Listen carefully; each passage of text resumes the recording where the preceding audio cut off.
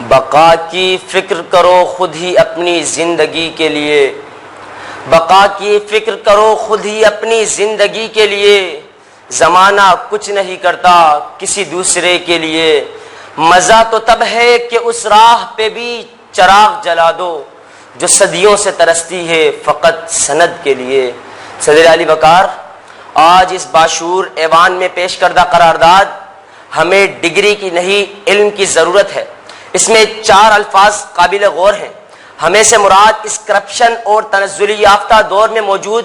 پشیمان اور زمانے کے رحم و کرم پر پلنے والا معاشرے کا ہر فرد۔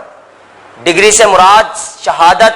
سند اور کاغذ کا ایک ایسا ٹکڑا ہے جسے دکھا کر آپ وہ کچھ حاصل کر سکتے ہیں جو صدیوں کی ریاضت کے بعد بھی حاصل نہ ہو۔ علم سے مراد کسی بھی چیز کے بارے میں جاننا اور ضرورت امر ناگزیر کا مطالبہ کرتا ہے، تو جناب والا قرارداد کا لفظی، لغوی اور منطقی مفہوم کلی یہ طے پایا کہ اس ملک میں رہتے ہوئے ہمیں ڈگری کی نہیں علم کی ضرورت ہے۔ تو جناب میں اس قرارداد کی بھرپور مخالفت کرتا ہوں، کیونکہ جناب والا جب میں اس ملک کے وزراء کو دیکھتا ہوں، جب میں ملک کی بااثر شخصیات کو دیکھتا ہوں، جب میں وزیر اعظم کی کرسی پر ایک نااہل شخص کو براجمان دیکھتا ہوں، جب میں وڈیروں اور جاگیرداروں کے بچوں کو ملکی اعلیٰ عہدوں پر فائز دیکھتا ہوں، تو میں یہ بات تسلیم کرنے پر مجبور ہو جاتا ہوں کہ اس ملک میں جس کی لاٹھی اس کی بھینس کا قانون نافذ ہے، تو میں کیسے تسلیم کر لوں کہ ہمیں ڈگری کی نہیں علم کی ضرورت ہے۔ جناب والا،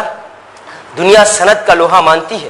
انسان جتنا بھی علم حاصل کر لے، اگر اس کے پاس ڈگری نہ ہو تو وہ کامیاب نہیں ہو سکتا، کیونکہ وہ دوسرا دور تھا کہ علم و ہنر آپ کی شخصیت کا عکاس ہوا کرتی تھی۔ جناب والا، اب زمانہ تو کاغذ کے پلندے پر آ چکا ہے۔ جناب، آج کا نوجوان ڈگری کے نہ ہونے کے باعث اس قدر مسائل کا شکار ہے، کہیں تو وہ خودکشی پر مجبور، تو کہیں مصائب اور پریشانیاں اس کے دل پر بجلی کی راگا، ہارٹ اٹیک جیسی مہلک بیماریوں کا باعث بن جاتی ہے۔ بے روزگاری کے ہاتھوں کئی نوجوان اپنے گھروں کو نظر آتش کر دیتے ہیں، تو کئی ایوانوں کے سامنے اپنے جسم پر تیل چھڑک کر خود کو جھلسا دیتے ہیں۔ تو ایسے میں اہل علم ہمدردی کی صورت میں نمودار ہوتے ہیں کہ ماتم کنا سیلے حوادث کی موج موج، ماتم کنا سیلے حوادث کی موج موج، کشتی میری ڈوبو کے سمندر اداس ہے، کشتی میری ڈوبو کے سمندر اداس ہے۔ جناب والا، اس معاشرے کا ہر فرد وہ اس ذہنی انتشار کا شکار ہے جس کی کوئی مثال نہیں۔ وہ پڑھ لکھ کر کتابوں کے انبار لے کر سڑکوں کی خاک چھانتا ہے، بازاروں اور گلیوں میں